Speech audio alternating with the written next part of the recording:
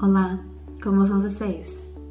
Hoje nós vamos falar sobre um assunto muito comentado, que é a doença de Alzheimer e o novo medicamento aprovado pelo FDA, o aducanumab.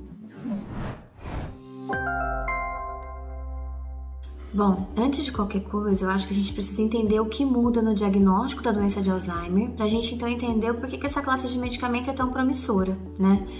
Hoje, para a gente dizer que uma pessoa tem Alzheimer, ela precisa ter um prejuízo de memória e ter dificuldade de realizar as suas atividades do dia a dia por causa da perda de memória. O que se descobriu nesses anos de estudo é que a doença de Alzheimer ela começa muito antes da dificuldade de memória estar instalada. Cerca de 10 a 15 anos do início dos sintomas, a gente começa a ter depósitos amiloides, que é uma proteína no cérebro, seguido de emaranhados neurofibrilares e então a perda neuronal.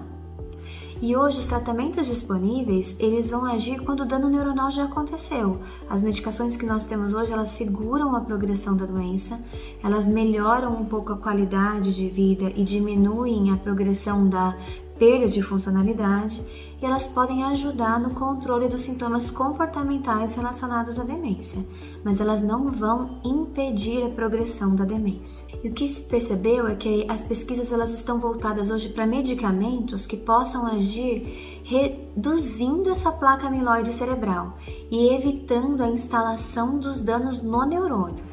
E é exatamente isso que o aducanumab vai fazer. Foram desenvolvidos dois estudos, que é o ENGAGE e o EMERGE. O ENGAGE foi com uma dose menor e o EMERGE com uma dose maior da medicação. E os pacientes foram acompanhados por 18 meses. Foi um total de 3.285 pacientes em 20 países que tinham alteração de memória leve e um exame positivo para a placa amiloide do cérebro, que era o PET amiloide. A média de idade dos pacientes foi de 70 anos, a escolaridade dessa população era uma escolaridade alta, de 14 anos, e a população era praticamente toda branca e asiática. O estudo ENGAGE, que foi o que avaliou a menor dose da medicação, não apresentou melhora nem na redução da placa amiloide suficientemente e nem nas condições clínicas do doente após o uso da medicação. E ele foi interrompido por futilidade, por não ter benefício. O estudo EMERGE, que usou uma dose mais alta da medicação, ele demonstrou que reduzia a quantidade de placa amiloide cerebral, mas ele não conseguiu demonstrar melhora clínica. O paciente não conseguiu apresentar melhora da funcionalidade ou da memória por causa da medicação. E ele também foi interrompido. Depois de alguns anos, o laboratório revisou os dados numa análise que a gente chama de pós-hoc, e depois dessa análise eles disseram que havia uma tendência e um benefício com uma redução de 20% numa escala que a gente chama de CDR, da funcionalidade e capacidade funcional do indivíduo com demência. Houve sim essa melhora para os dados apresentados, né? Significativamente, com P, né? Significante, mas 20% de melhora no CDR pode não ser uma melhora tão expressiva na parte clínica. A questão é, mas então vamos tentar, ela pelo menos reduz a placa amiloide e melhora um pouco a funcionalidade, essa medicação pode ser suficientemente boa, talvez mal não faça.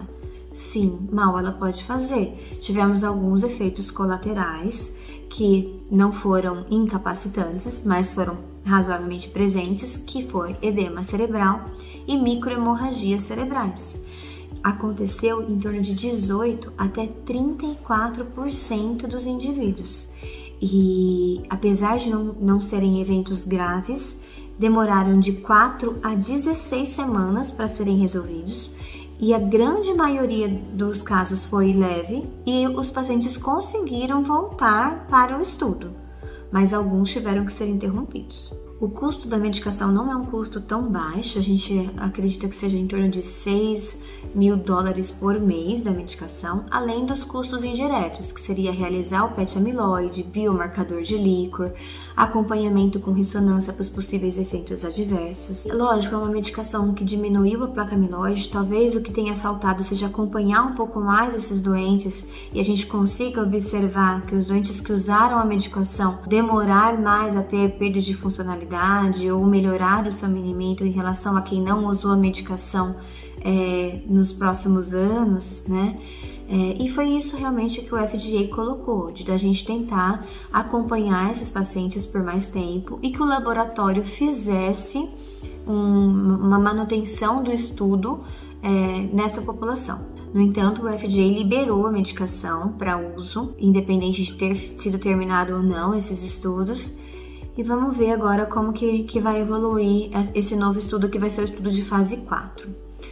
A medicação ainda não está liberada no Brasil, ela ainda precisa ser avaliada e liberada pela Anvisa.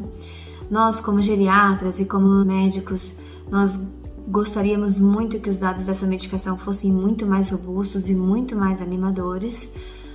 Fica a esperança, né, nessa classe, em especial dessa classe de medicamento, mas a gente também tem que entender que a esperança ela pode ser um pouco perigosa, né? Quantas medicações já surgiram no mercado trazendo uma esperança de tratamento e de resolução que na verdade não era bem ou exatamente o que estava sendo proposto. Então, fica aí a questão da gente repensar o quanto vale a pena a gente passar por cima de alguns dados científicos à custa de alguns efeitos colaterais e à custa financeira também da grande indústria. É isso. Um abraço.